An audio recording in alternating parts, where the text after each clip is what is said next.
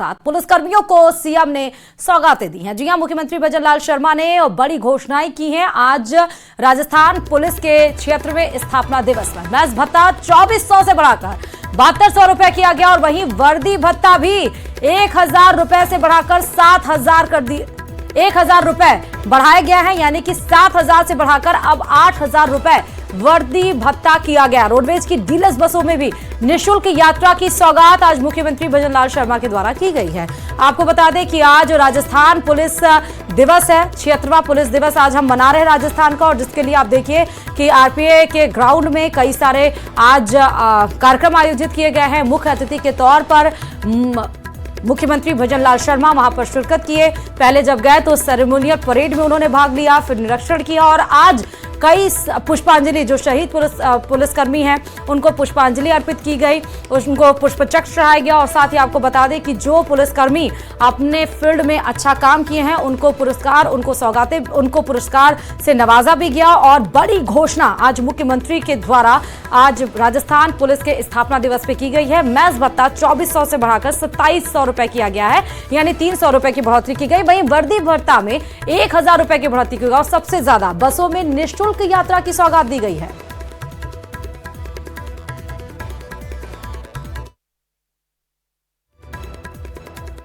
कि मैं कांस्टेबल से सहायक उप निरीक्षक स्तर के कर्मियों को वर्दी भत्ते के जो 7000 रुपए से बढ़ा करके 8000 रुपए करने की घोषणा करता हूं। साथ ही पुलिस निरीक्षक तक के अधिकारियों का मेस भत्ता भी 2400 रुपए से बढ़ा करके 2700 रुपए किया जाएगा।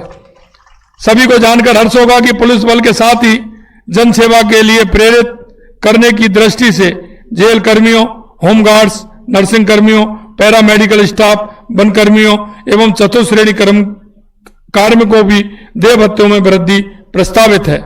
वर्तमान में राजस्थान पुलिस के कांस्टेबलों से पुलिस निरीक्षक स्तर तक के कार्मिकों को राजस्थान रोडवेज की एक्सप्रेस श्रेणी की बसों में निःशुल्क यात्रा सुविधा उपलब्ध है।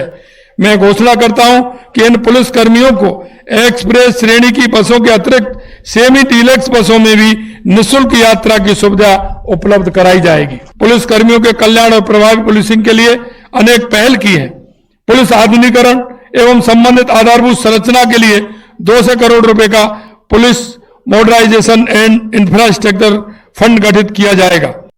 एसआई भर्ती परीक्षा में एसओजी का एक्शन जारी है और इसी कड़ी में एसओजी ने डमी कैंडिडेट की फोटो मिक्सिंग के आरोप में महेंद्र बोराड़ा को गिरफ्तारी के बाद कोर्ट में पेश किया, जहां से उसे 16 अप्रैल तक एसओजी रिमांड पर भेज दिया गया। महेंद्र बोराड़ा पर आरोप है कि उसने एसडीएम हनुमानाराम की फोटो आरोपी महेंद्र कुमार, रामनिवास बिश्नोई और नरपत लाल के फोटो से मिक्स की थी, जिसके चलते हनुमानाराम डमी कैंडिडेट के तौर पर परीक्षा दे पाया। देखिए रिपोर्ट।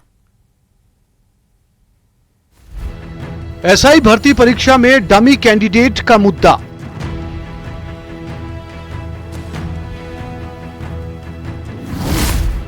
सोलह अप्रैल तक एसओजी की रिमांड पर आरोपी महेंद्र बोराड़ा।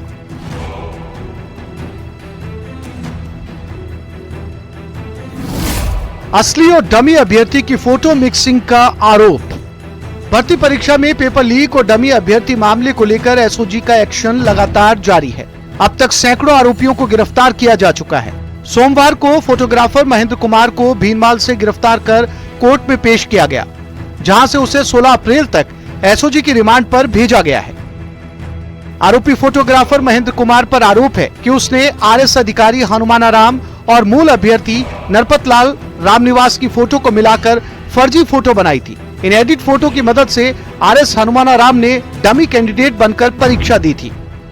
14 सितंबर को आरएस हनुमानाराम ने नरपत लाल की जगह दी एसआई भर्ती परीक्षा। 15 सितंबर को आरएस हनुमानाराम ने दी रामनिवास बिश्नोई की जगह परीक्षा।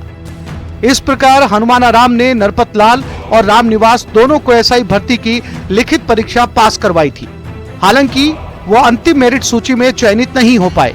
अब एसओजी के अधिकारी ये पता लगाने में जुटे हैं कि आरोपी ने इसके अलावा और कितने डमी और मूल अभ्यर्थियों की फोटो से छेड़छाड़ की। कैसे हुई महेंद्र कुमार की गिरफ्तारी? एसओजी सूत्रों की माने तो एसआई भर्ती परीक्षा में डमी कैंडिडेट के रूप में आरएस अधिकारी हनुमानाराम को परीक्षा दिलवाने वाले रामनिवास बिश्नोई की सूचना पर महेंद्र कुमार को गिरफ्तार किया गया है। महेंद्र भीनमाल में फोटो स्टूडियो चलाता है। वो फोटोग्राफी, वीडियोग्राफी और फोटो मिक्सिंग का काम करता है। राजस्थान पुलिस सब इंस्पेक्टर भर्ती परीक्षा नकल प्रकरण 2021 के मामले में एसओजी ने बड़ी कार्रवाई करते हुए एक फोटोग्राफर को गिरफ्तार किया है। फोटोग्राफर का नाम महेंद्र कुमार है, जो कि जालोर के भीनमाल का रहने वाला है। एसओजी ने उसे 16 अप्रैल तक रिमांड पर लिया है। एसओजी की पड़ताल में सामने आया कि महेंद्र कुमार ने ही सरगनाओं से मिलकर के आरएएस ऑफिसर हनुमाना राम, उसके अलावा उसकी जगह मूल अभ्यर्थी नरपत लाल और उसके अलावा राम निवास की फोटो में काट-छाट करके एडिटिंग की थी और इन एडिटिंग की गई फोटो को एडमिट कार्ड में लगा करके हनुमाना राम ने परीक्षा दी थी। फिलहाल आरोपी महेंद्र कुमार से एसओजी लगातार पूछताछ कर रही है। पता लगाया जा रहा है कि आरोपी ने कितने अभ्यर्थियों की फोटो मिक्सिंग कर इसी तरह से नई फोटो तैयार की है। अब तक एसआई भर्ती लीक मामले में एसओजी करीब 100 आरोपियों को गिरफ्तार कर चुकी है। गौरतलब है कि हाल ही में एसओजी ने जैसलमेर के फतेहगढ़ एसडीएम हनुमाना राम को गिरफ्तार किया था। आपको बता दें कि नकल प्रकरण में एसओजी ने पहले राम निवास विश्नोई और उसके अलावा नरपत लाल को गिरफ्तार किया था और उनसे पूछताछ में आरएएस ऑफिसर हनुमाना राम का नाम सामने आया, जो कि जैसलमेर जिले के फतेहगढ़ में एसडीएम था। और आखिरकार आरएएस ऑफिसर हनुमाना राम की गिरफ्तारी के बाद फोटोग्राफर महेंद्र कुमार का नाम सामने आया, जो कि डैमी कैंडिडेट को बैठाने के लिए फोटो में काट-छाट करके और उसे एडिटिंग करने का काम करता था और इन्हीं फोटो को एडमिट कार्ड में लगा करके डैमी कैंडिडेट बन करके आरएएस ऑफिसर हनुमाना राम ने परीक्षा दी थी। तो ऐसे में अब आरएएस ऑफिसर हनुमाना राम और उसके अलावा फोटोग्राफर महेंद्र कुमार की रिमांड 16 अप्रैल तक है और उनसे गहनता से पूछताछ की जा रही है। कैमरा पर्सन दिलीप के साथ विष्णु शर्मा, न्यूज 18 राजस्थान, जयपुर। सरकारी कॉलेज में प्रिंसिपल द्वारा छात्राओं को अश्लील मैसेज भेजने के मामले में एक्शन देखने को मिला है। मामले में जांच के लिए कमेटी गठित कर दी गई है और नोडल अधिकारी और प्राचार्य ने जांच शुरू भी कर दी है। जांच रिपोर्ट भेजे जाने के बाद प्रिंसिपल के खिलाफ कार्रवाई हो सकती है। बता दें कि प्रिंसिपल पर देर रात चैट करने और भद्दे व्हाट्सएप मैसेज भेजने के आरोप लगे हैं। उसके अलावा प्रेशर बनाकर फील्ड प्रिंसिपल ने धमकी करने की भी दी थी, जिसको लेकर कॉलेज परिसर में छात्राओं ने नारेबाजी कर प्रदर्शन किया था। फिलहाल जांच की जा रही है। तो तस्वीरें आपके सामने हैं। ये कल की तस्वीरें थी जब परिसर में ही छात्राओं ने और उनके साथ छात्रों ने भी जोरदार प्रदर्शन किया और प्रिंसिपल पर एक्शन लेकर उनको सस्पेंड करने की बात कही जा रही थी। और इसमें एक बड़ा अपडेट यही है कि इसमें अब कमेटी बना दी गई है और इस मामले में जो कमेटी गठित कर दी गई है उसमें नोडल अधिकारी और प्राचार्य हैं, जिन्होंने जांच शुरू भी कर दी है। रिपोर्ट भेजी जाएगी। अगर रिपोर्ट भेजे जाने पर प्रिंसिपल के खिलाफ कार्रवाई होगी और देखना होगा कि क्या कुछ एक्शन लिया जाता है। दरअसल यहाँ पर प्रिंसिपल छात्राओं को मैसेज भेजते थे, व्हाट्सएप कॉल, व्हाट्सएप मैसेजेस भेजते थे और अगर बच्चियां रिस्पॉन्स नहीं करती थी तो उनको फेल होने की धमकी भी दी जाती थी। वहीं छात्राओं से अभद्र चैटिंग मामले को लेकर कांग्रेस ने भी हल्ला बोल दिया है और आज कॉलेज प्रिंसिपल के खिलाफ कांग्रेस प्रदर्शन करेगी। प्रिंसिपल को गिरफ्तार करने की मांग को लेकर विरोध किया जाएगा, जिसको लेकर सुबह 11:30 बजे कांग्रेस कार्यकर्ता रैली निकालकर कलेक्ट्रेट पहुंचेगी। जिला कलेक्टर को ज्ञापन सौंपकर प्रिंसिपल को अरेस्ट करने की मांग भी करेगी। तो कांग्रेस आपने देखा ही, क्योंकि इस मुद्दे पर अब प्रखर नजर आ रही है और इसको लेकर वो आज जिला कलेक्टर की तरफ मार्च भी निकालेगी। जिला कलेक्टर को ज्ञापन भी सौंपेगी और प्रिंसिपल के खिलाफ एक्शन लेने की बात यहाँ पर कांग्रेस की तरफ से की जाएगी।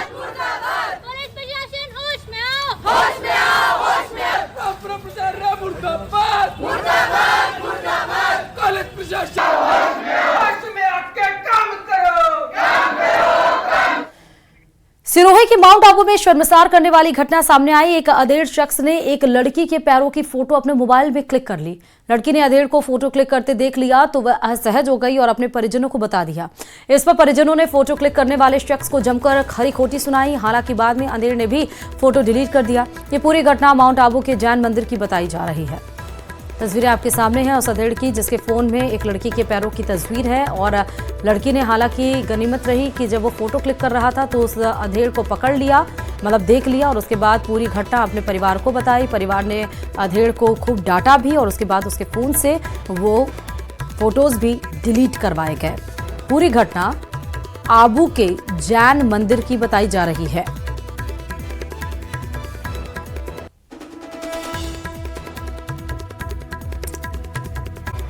कि जहां विधायक दीनदयाल बैरवा को धमकी मिली है। दरअसल युवक ने विधायक डीडी बैरवा को फोन पर अपशब्द बोले हैं। सोशल मीडिया पर हालांकि ये ऑडियो वायरल हो रहा है।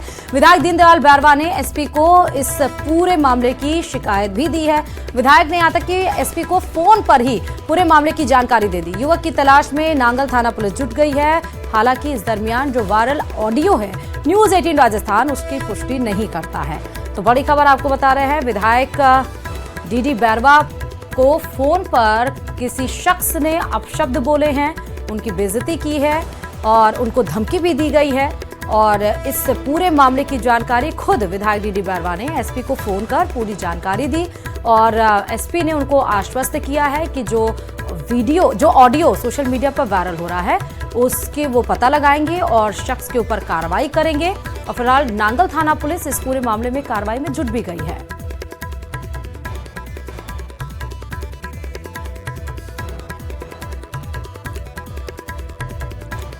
और बड़ी खबर आपको नेशनल हेराल्ड केस से जुड़ी हुई बताते चले, क्योंकि कांग्रेस के शीर्ष नेतृत्व के खिलाफ ईडी की चार्जशीट को लेकर कांग्रेसियों में आक्रोश है।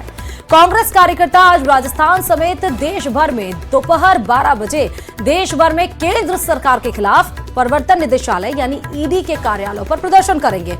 अखिल भारतीय कांग्रेस कमेटी के निर्देश पर देश भर में यह विरोध प्रदर्शन किया जाएगा। जयपुर में भी प्रदेश कांग्रेस कमेटी के अध्यक्ष गोविंद सिंह डोटासरा के नेतृत्व में ईडी के ऑफिस पर प्रदर्शन किया जाएगा। नेशनल हेराल्ड केस में ईडी की चार्जशीट में सोनिया गांधी और राहुल गांधी के साथ सैम पित्रोदा का भी नाम शामिल है। और जैसे ही चार्जशीट में ये नाम सामने आया उसके बाद कांग्रेस ने मानो इसको लेकर हल्ला बोल दिया है। और आज जोरदार प्रदर्शन ना सिर्फ राज्य में किया जाएगा, राज्य में तो आज राजस्थान में ईडी कार्यालय के बाहर दोपहर 12 बजे का समय बताया गया है, जहां पर कांग्रेस के द्वारा जोरदार प्रदर्शन होगा। ऑल इंडिया कांग्रेस कमेटी यानी एआईसीसी के नेतृत्व में ही ये जोरदार प्रदर्शन आज पूरे देश में कांग्रेस की तरफ से किया जाने वाला है। ईडी ने जयपुर सहित देश के 19 अलग अलग ठिकानों पर रेड मारी, लेकिन सूबे की राजधानी जयपुर में दी गई एक दबिश ने सूबे का सियासी पारा बढ़ा दिया। पूर्व मंत्री और प्रदेश कांग्रेस के कद्दावर नेता प्रताप सिंह खाचरियावास के सिविल लाइंस स्थित आवास पर ईडी की छापेमारी ने कांग्रेस को आक्रोशित कर दिया। देखिए इसी पर यह रिपोर्ट।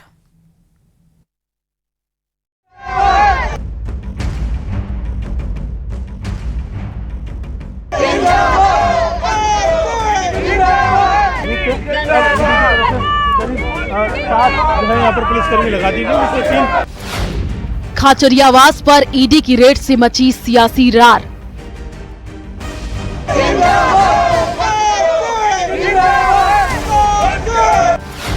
कांग्रेस का करारा प्रहार, डरी हुई है बीजेपी सरकार। लेकिन कोई हंगामे की जरूरत नहीं है, मुझे सर्च पूरा करवाना, मैं चाहता हूँ ईडी सर्च करे, देखे क्या है। बीजेपी का पलटवार,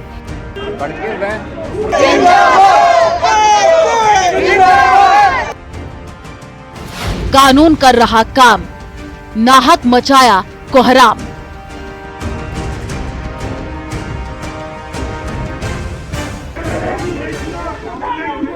राजधानी जयपुर में अपने नेता के घर ईडी की रेड से आक्रोशित कांग्रेस कार्यकर्ता सड़क पर उतर आए।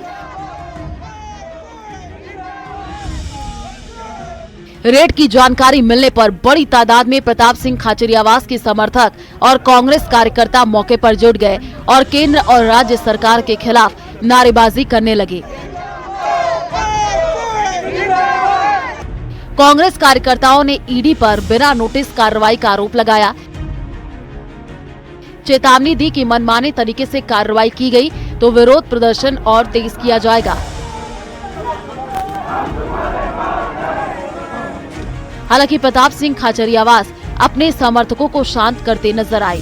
कार्रवाई के बीच खाचरियावास घर के दरवाजे तक आए और मीडिया के सामने खुलकर अपनी बात रखी।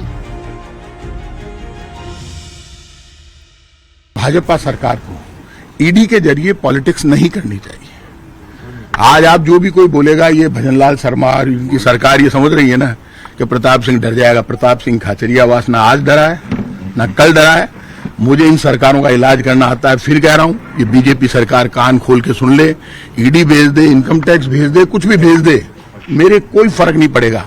सांच को आंच नहीं, हम डरते नहीं है। बीजेपी सरकार कर रही है भ्रष्टाचार, जो भ्रष्टाचार कर रहे हैं वो डरे, हम नहीं डरेंगे। इसलिए ये मेरे कोई डर नहीं है, आप लोगों को भी कोई चिंता करने की जरूरत नहीं। तो 100 करोड़ रुपए खा गए, सही कह रहे रोहिताल जी, 100 करोड़ रुपए ये खा गए। इन्होंने आईफा करवाया, आईफा का मैंने विरोध किया तो इनके दर्द चालू हो गया सारों के। 100 करोड़ खाए तो खाए, मैं तो आज भी लगा रहा हूँ बीजेपी। प्रदेश के पूर्व मुख्यमंत्री अशोक गहलोत ने एक्स पर लिखा, पूर्व मंत्री और कांग्रेस नेता प्रताप सिंह खाचरियावास के निवास पर ईडी की रेड की कार्रवाई निंदनीय है।